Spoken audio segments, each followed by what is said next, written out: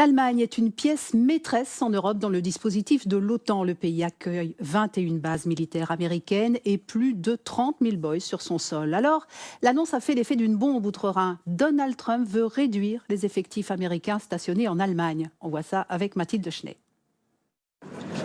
Ramener à la maison une partie des boys déployés en Allemagne, Donald Trump en a souvent parlé.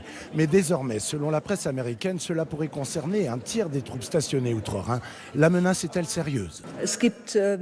Pour l'heure, les autorités américaines compétentes n'ont pas officiellement confirmé que ces projets seront bel et bien mis à exécution. Habituellement, ce genre de décision lourde de conséquences est discutée entre alliés. Aujourd'hui, ils doivent se contenter d'informations de presse non confirmées. C'est dire à quel point le dialogue avec les États-Unis est devenu difficile. Depuis l'entrée en fonction du président Trump, les relations transatlantiques sont perturbées. Cette dégradation est tout particulièrement dommageable dans les domaines de la défense et de la sécurité, étant donné que la défense de l'Europe dépend en grande partie des capacités américaines.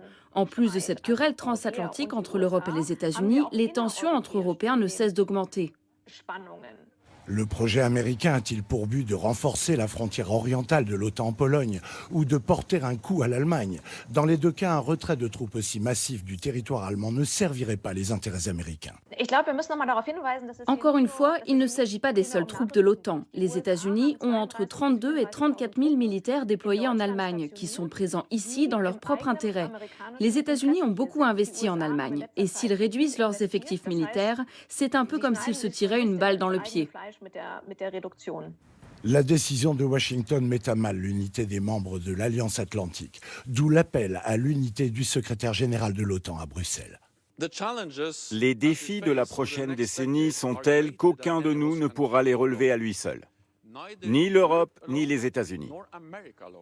C'est pourquoi nous devons résister à la tentation de recourir à des solutions nationales.